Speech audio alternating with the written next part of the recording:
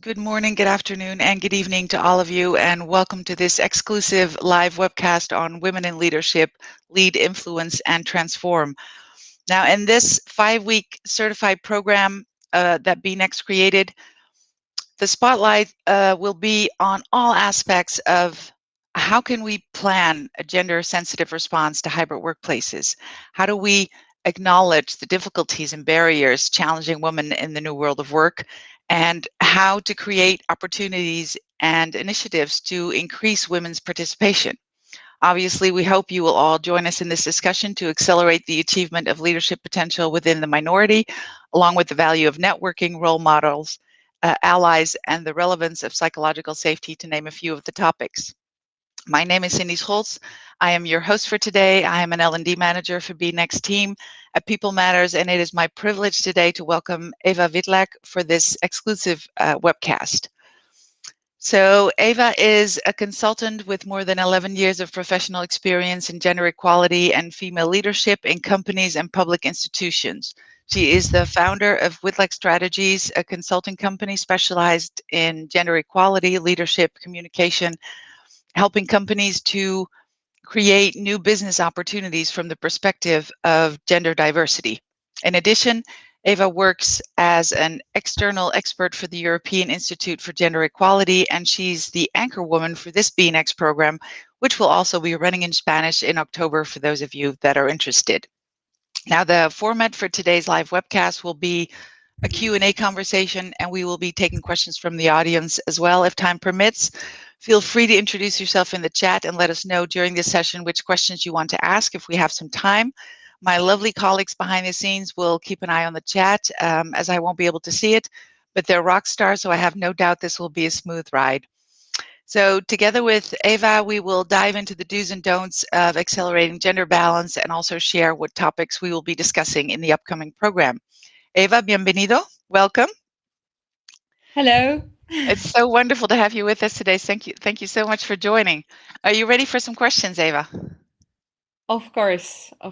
Thank you for inviting me. Brilliant. Well, thank you for accepting. Let's get started.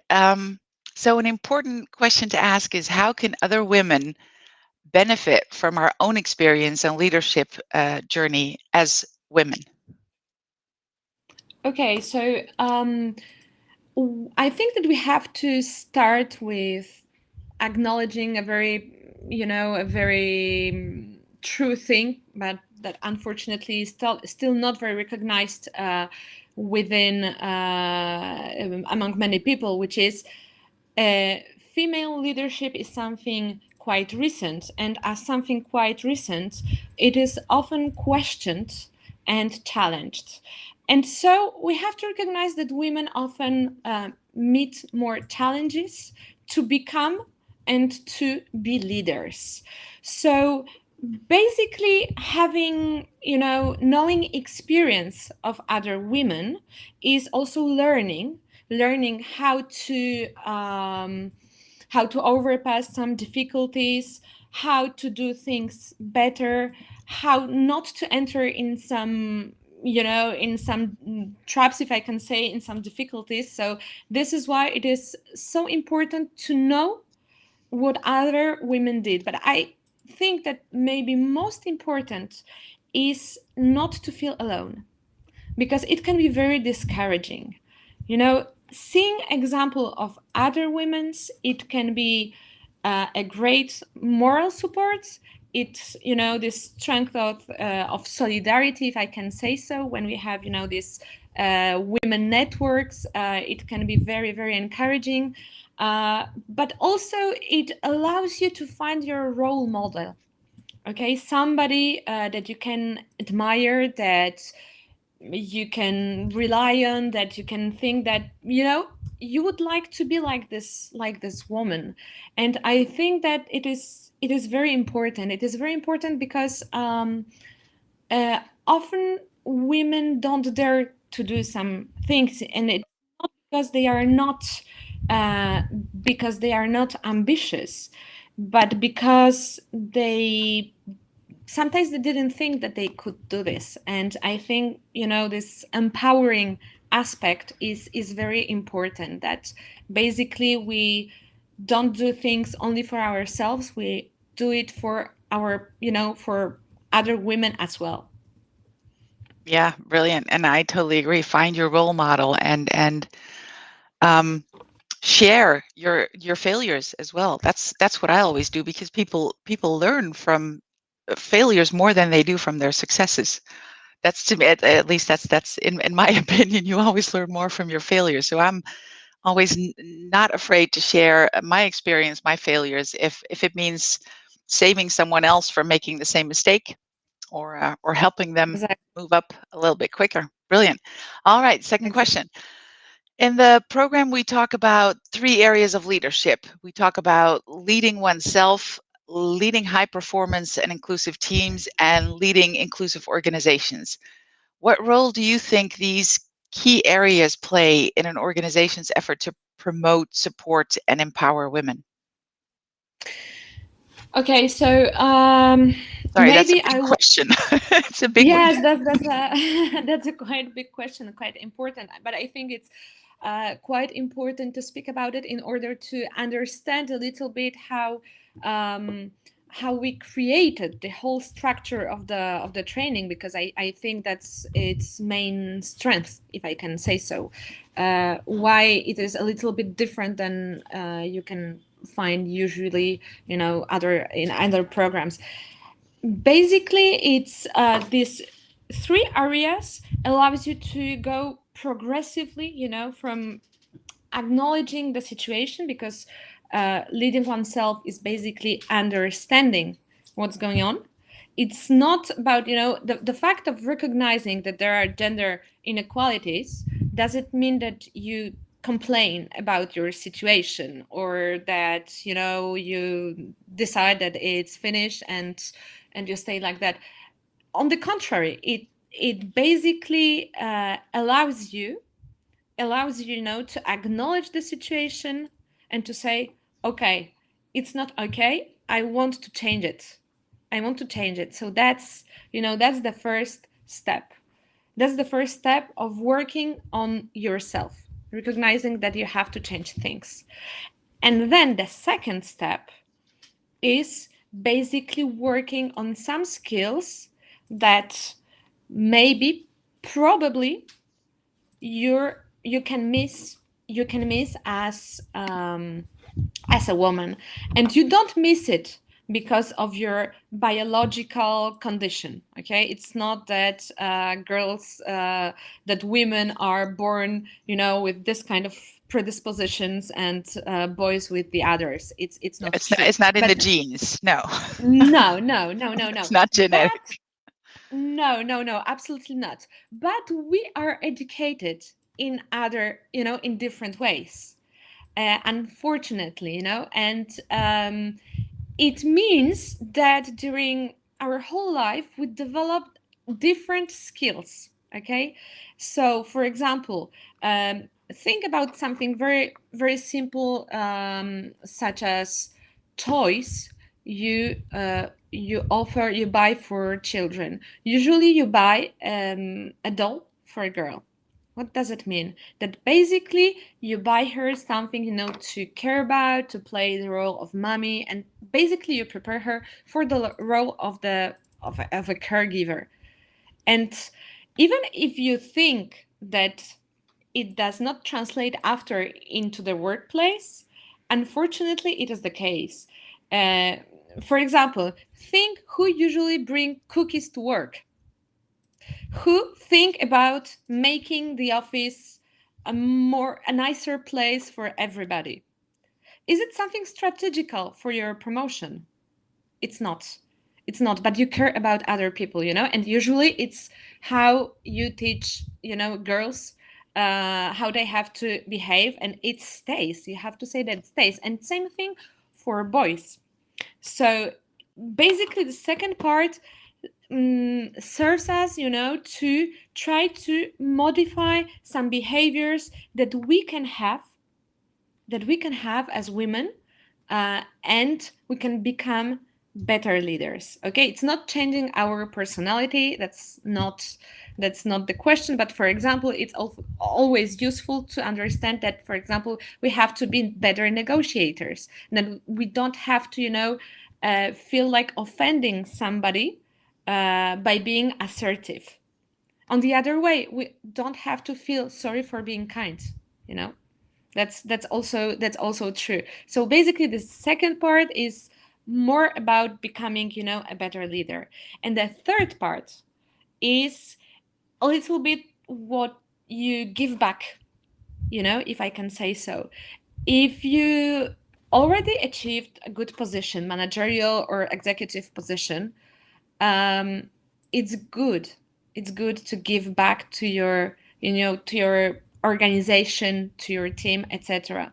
And of course, we speak here about women, but I think that you can, of course, understand that you can extend it to all type of minorities. So it's not exclusive to women, but basically the third part, I think it teaches you how to be more generous, with other people, and how to make your company a better place on all the levels, not only ethical, not only psychologically more a nicer place, but also more efficient and more business savvy, if I can say so. I don't know if I can say so, business savvy place, but you understand me.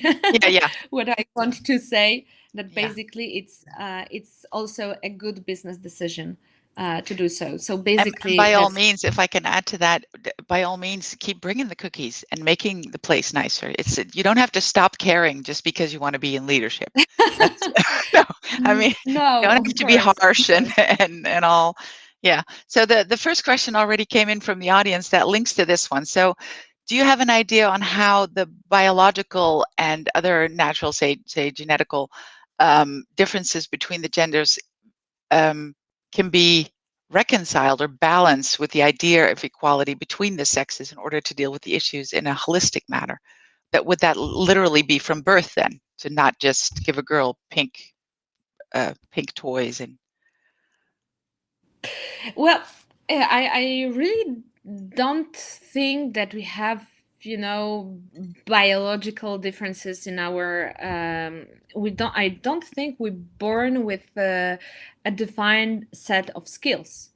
Uh, it's not like that. I really, I really don't agree with this opinion.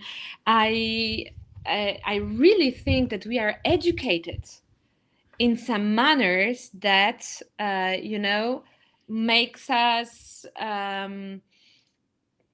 I don't know, that basically they tell us that okay, if you're a girl you have to behave like that, and if you're a boy you have to behave like that. And it's more, the question of how we educate future generations, um, how our school, how our educational programs take it into account. And I can tell you that there is a lot of countries who already understood the importance, of equality, of equal education for children, if you want to have more gender equality, for example, in the workplace. Because gender stereotypes, I think it's one of the main obstacles that you have in the workplace.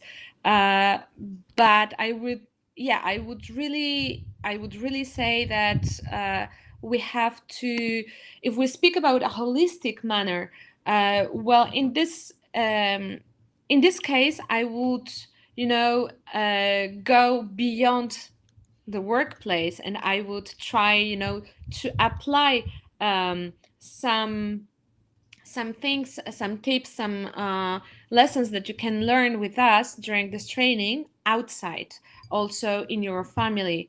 Trying to.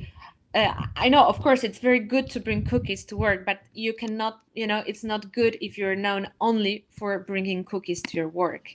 you also have to be known for the good job that you're doing, so you Not have a just for the more cookies. Yeah.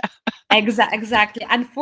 Unfortunately, there are still women who, try to find their way by being liked, and unfortunately it's not a good strategic if you want to progress within your company. And I think it's quite important to understand that it's not only in your workplace that you have to change your mindset and try to change the environment, but you should do it on all the levels. And don't forget girls. I think it's quite important because we focus on women within our teams, but think that you can be also a great role model for young girls. So think about them. Yep, brilliant. Thank you so much. And another question was related to that yet again, so I'm going to ask it right away. One of our listeners says, I read a survey where it says women leaders do not lack anything when it comes to skills and ability, but they need to work on strategy formulation. Would you agree to that? That it's more a strategic thing, that we don't miss anything, but we need to, like you said, change mindsets and maybe go follow a different strategy? Well, basically, yes, I think so. And once again, it is absolutely related to what we are saying. Yeah. Why we miss this strategic orientation? Because, as I said before, we don't uh, develop enough our ambition, because it's not something that is usually traditionally connected to women. Think yourself when somebody speaks about ambitious women. Sometimes for some people it can be even like a negative term. So it's not very very common. And basically there there are lots of studies about this subject. For example, um, girls lose their the first gap in ambition appears at the age of 5.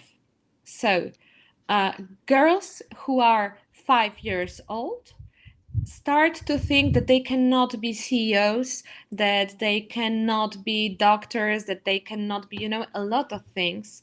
And it gets worse and worse with the years. So, yes, of course, women miss this strategic orientation uh, because they have to change the focus, and our society have to change, the how we look on women. So that's also why we need, for example, male allies, because maybe if men are not, directly concerned by this question, they can help. They can encourage women to go for it, basically. And when do you have a strategy? When you think that you can do things. Okay, so yes, I think that we need to change our mindset, and we also need to create a more women friendly or more inclusive environment in our workplace, in our life, in our society, in order to progress.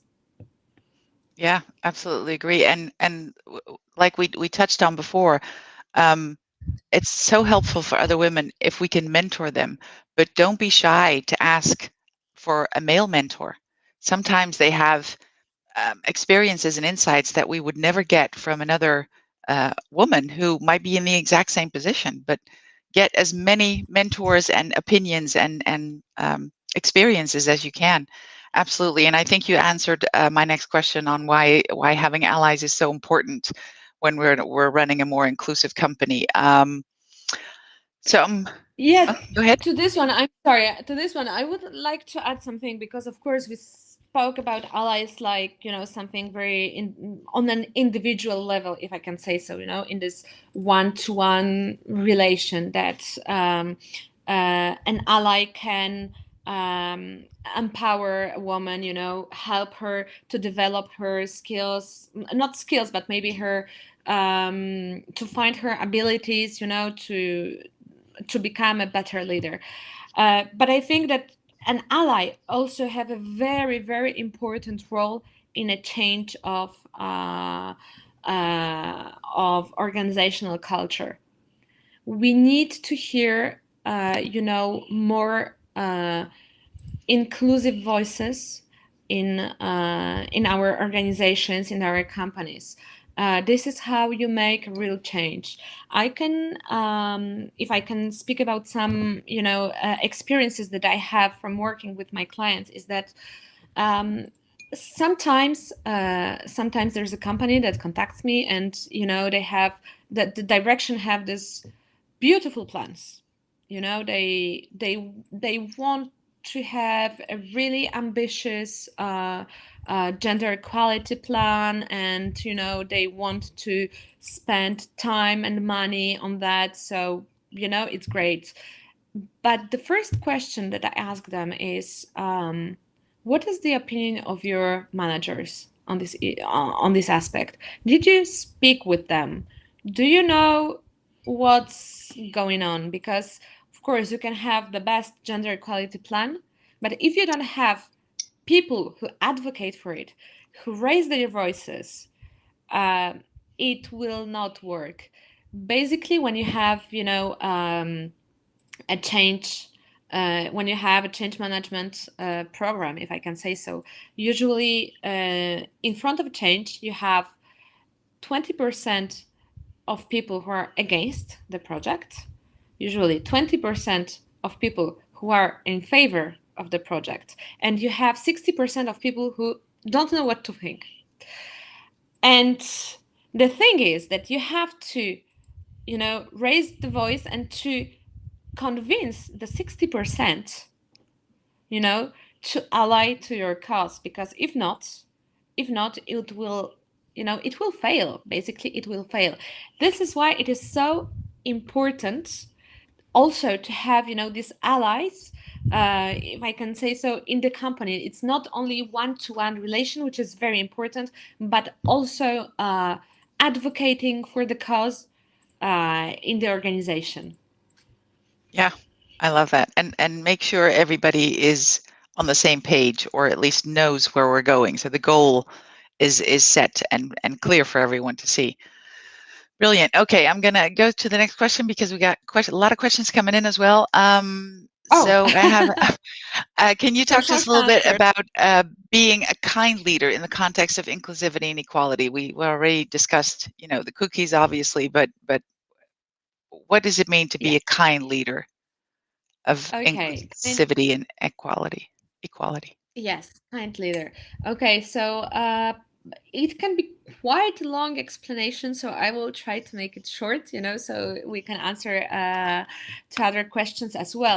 But basically, if I resume a little bit, in a traditional, in a traditionalist, even I can say, way, manners of leadership, when we speak about kindness, it is seen as something wrong.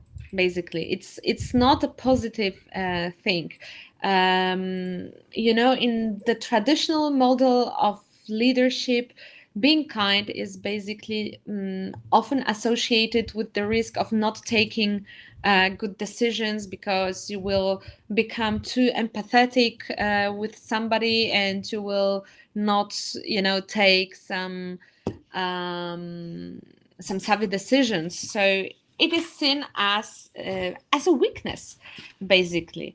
And for some time already, there is more and more specialists who are saying, not, it's not a weakness. Actually, it's something very, very positive, because it allows you to become a better negotiator. It allows you to deal better with your teams. It allows you to create a better ethic code in your company. So it's very important. But what happens? First of all, it's associated, if I can say, with a wrong, if I can say so, model of leadership, for more traditional people. And the second thing, being kind is more associated with women. And usually, women still struggle with being recognized as leaders. So, some women adapt what is called the queen bee attitude. Basically, these women are afraid of, being judged by the fact of being women, and they want to, to succeed in a more traditionally in a more traditional style. So basically, they adapt some attitudes that can go into changing their voice. Some, for example, Margaret Thatcher took classes of phonetics because she wanted to lower her voice so it appear, more masculine. For example, of course, it's an extreme, but it's only an Yeah, I get your illustration, point. Yeah. of this concept. But basically, now we start to understand that being kind and being a women leader, it's not a weakness. It can be even a greater strength, because as I told you before, it can bring a lot of moral, psychological, and of course business advantages that you don't find in the other model. Yeah, I totally agree. Kindness is a very powerful tool, especially in today's day and age. So use that to your advantage. Absolutely agree. All right, let's go to some questions from the audience here. As a man, how can we become, I love this question, how can we become more inspired to support women in their climb up the leadership ladder? Okay, so how can you become more inspired? Or To support me as a man, yes, yes, as a yes, man. yes, as a man. Um, so first of all, even if you don't see it, you should begin with acknowledging that even if you don't see it, there are probably differences between men and women. That you should first of all recognize that even you probably have some unconscious bias. Okay, there is a great test that you can do. I encourage you to do it. Which basically allows you, I think it's the Oxford University who prepared this test, and it allows you, to see to which degree you have this unconscious bias against women, against minorities, because you have different types of this test. That's the first thing, because I think it allows, to start from the beginning on a good situation. Okay, I don't see some things, but it doesn't mean that if I don't see them, it doesn't exist. Second point is, I think, to encourage women, as I said before, encourage women to go for it. Okay, to think that a woman does not ask, for some assignments, it doesn't mean that she's not ambitious enough or that she cannot do it. It's maybe that she's not used to do this, that basically it's not the way she learned, how to do things. So help her in this sense. Okay. The third thing is also to publicly recognize women's accomplishments, because in this way you become an advocate, not only by saying, okay, we need more gender equality, but also by saying, okay, Kathy did a great job, on this project. So, so other people also can see that, women can bring a lot of value, and make sure that women's ideas are heard, because there is a lot of mansplaining and man interruption that exists, unfortunately. It's true. And even I remember speaking with a high executive female, executive from a big multinational company, who is a huge gender equality champion, who told that basically she realized that even she, who is a woman, she interrupted more women than men. That only when she started to think about it, she realized that, That she was doing it. this, Yeah, that she was doing it. So it really exists, and not only among men, but I think it's important, to see in things. And of course, those are some some tips, but I'm sure that you can understand that you can do much, much more in this sense. absolutely. And the next question aligns perfectly. How do you suggest that women can approach men to retain them as mentors more effectively in guiding their quest for leadership roles? How do you approach a mentor, a male How mentor do you in this case? Well, I wouldn't do any difference. For me, that's quite the same strategy. I would only try to be sure that this mentor doesn't have a big bias, that he's also a gender equality ally, because if not, it can be a bad experience. But I think that the way of approaching a man and a woman, to ask them to be a mentor, it's quite the same. It's quite the same. It's the way of presenting your project, but I don't think that you have to feel different in asking men or women. Uh, the only thing I wanted to add is that, same,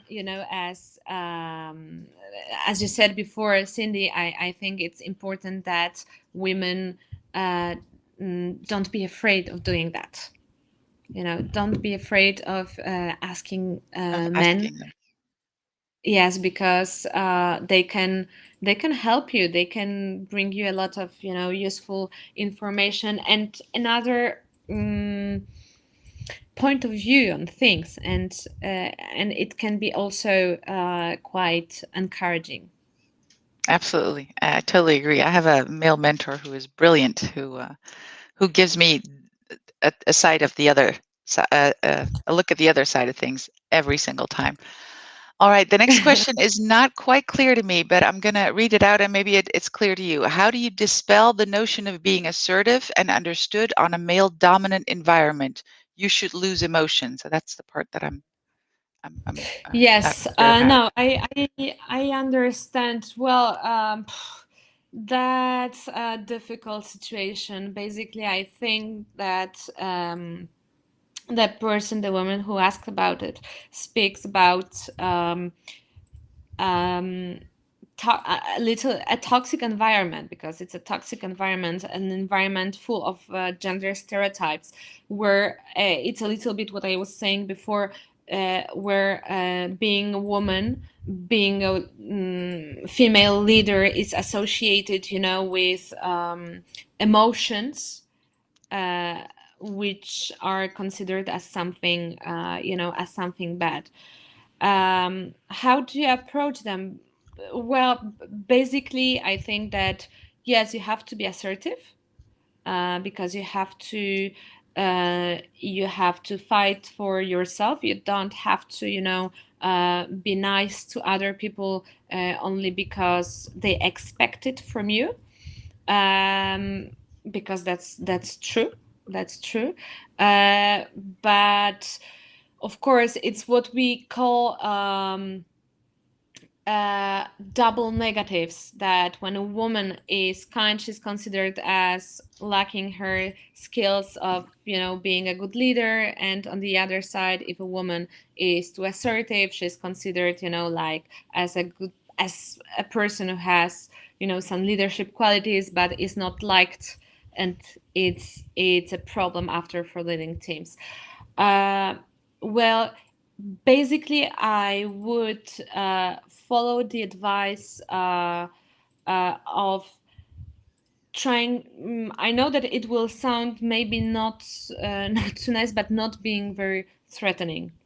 Okay, you don't have to be aggressive. You don't have to adopt, very aggressive attitudes to be heard. Basically, you can be assertive, but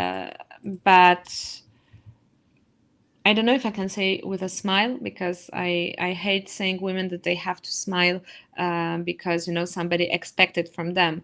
Uh, but basically trying to find the right balance, and I know that's the most difficult part. That's the part where you have to basically adapt to the environment where you are. If you're in a highly toxic environment, it's a very, very difficult exercise, and it's almost like a case by case. But yes, unfortunately, we have to still do this. And I think that the other thing is maybe to search for these allies, because I'm sure that there is, in this group there's at least one person, who thinks that we need more inclusiveness, that we need more gender equality. And if you start with one person who is not afraid to speak up, probably, it will start to change things. And if really there is nobody, well, change the company, because you Yeah. cannot live, Get you out. cannot work, get out, you cannot be, in such a toxic place. So yes, I would recommend Yeah. basically trying to look for, search for some allies. Absolutely, and it's one of the questions that came through the chat, and I totally agree with that. Isn't kindness used as a dual sword? Either you're too soft or you're not so kind, despite of being a woman. It's like you can never win, right? It's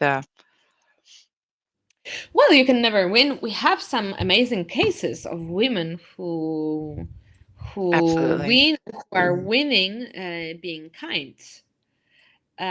So, for example, the Prime Minister of New Zealand. Yep. Uh, she's an amazing. She's an amazing person. I really love her leadership style, because she's not afraid, for example, of displaying her emotions. She was crying in the mosque after, after the shooting. Um, but at the same time, she's not afraid of taking, hard decisions, and she does it very calmly. Yeah. She does Very not. confident in her emotions as well. Exactly. Yeah. Exactly, exactly. So, I think that she's a great example. We have another example in Germany, Miss Merkel, who who has, yeah, you can. She's been there for the last 16 years, so I think that everybody saw her already. Um, and okay, maybe that's not, like a puppy style, but she's a kind person. She's a very, very nice person. And at the same time, she's the leader of the most dynamic country in Europe, and one of the most dynamic countries in the world. So you can She be must a be doing great. something right. Yeah.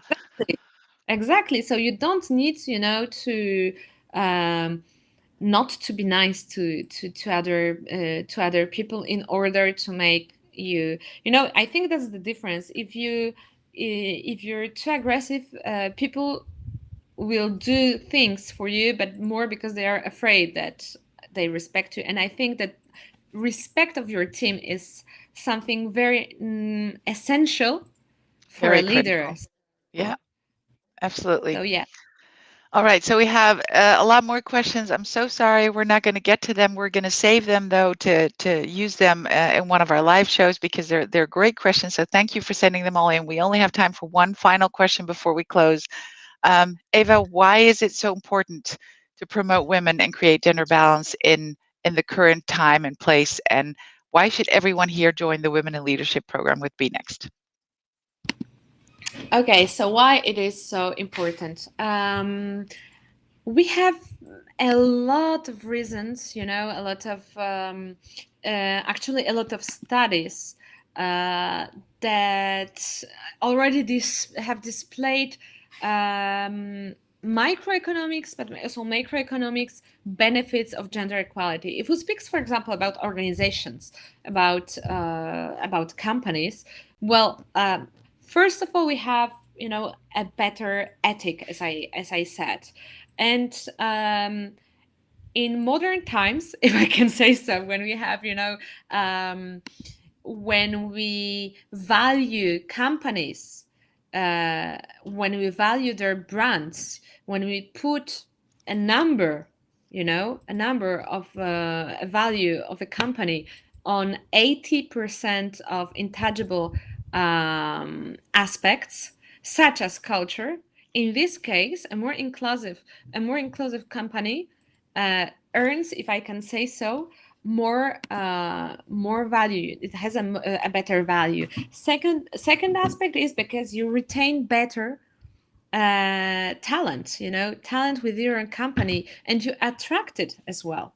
It is also very important because it's normal that people, women and men both, want to work in more inclusive companies, because it's not only for women. We spoke about this for the last 41 minutes, but I can also tell you that, for example, if you're a man, a young man, and you know that you have an inclusive company that respects, a man, a man's right for paternity leave, or even if you have companies who add some weeks, a couple of weeks for that, so they can stay at home, it's a great achievement. And basically, you have this because you have more gender equality. Because we don't, please don't forget that gender equality is good not only for women, but it's also good for men.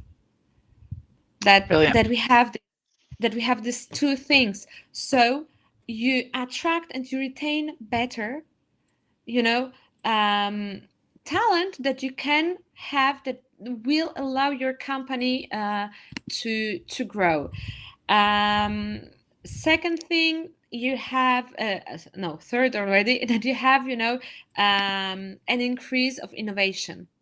Why companies that are more, diverse are more innovated? First of all, because you have more ideas, of course, more diversity, more ideas. So you can confront them. It also allows you to reduce the risk, because you will also have somebody who will think about, okay, this can be difficult. Actually, there is a study um, that shows that if there were more women in American banks before 2008, probably the financial crisis wouldn't be so hard, because the prevention would be much better. And there actually were women I read that. who Yeah. who were predicting, this crisis, but nobody listened to them.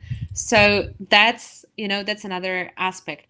And also, more inclusive organizations, people are not afraid of expressing themselves, of giving their ideas. And when they give their ideas, that's where a company can make, really, really great things. So that's basically, as you can see, also a business decision. Because in today, innovation is something that runs our world, and you cannot allow, your people not being innovative. So I think that this is something very, very important, and that basically, Innovation if you rules our don't. world. I think that's a we'll have to wrap up, Eva, but that's a very pretty line to leave everyone with. Innovation rules the world. Um, Thank you so much for joining us for this great Thank conversation. I you. can't wait. I know the two of us can talk about this for hours and hours on end. I can't wait to hear more from you during the masterclass. So everyone, if you like this session, you will definitely like the full program that starts on September 27th that both Ava and myself will be on, by the way, because there's a lot more, like we have so much more that we want to share with you. And we can give you the tools and insights on how to promote women in your organization and rethink ways to create gender balance. Now, People Matters is a diverse and inclusive organization. We even have programs on that. However, I have to mention this particular program has been created only for women. We still have a long way to go before we achieve ultimate equality. And this program was developed especially to empower all women on their journey to take action on a personal level in order to achieve greater equity and promote more change at the leadership level. So we apologize to all the men that are watching that also want to join. I salute you all, but this one is only for the ladies. Sorry, guys. So like I said, the questions that were unanswered will come back during the program. One of my dear colleagues has already, I think, put a link into the chat to sign up to the program, or let us know if you want more information. We also have other brilliant programs coming up. For now, stay safe, stay healthy, be kind to one another, and we'll see you next time. Thank you so much for your time. Thank you, Ava.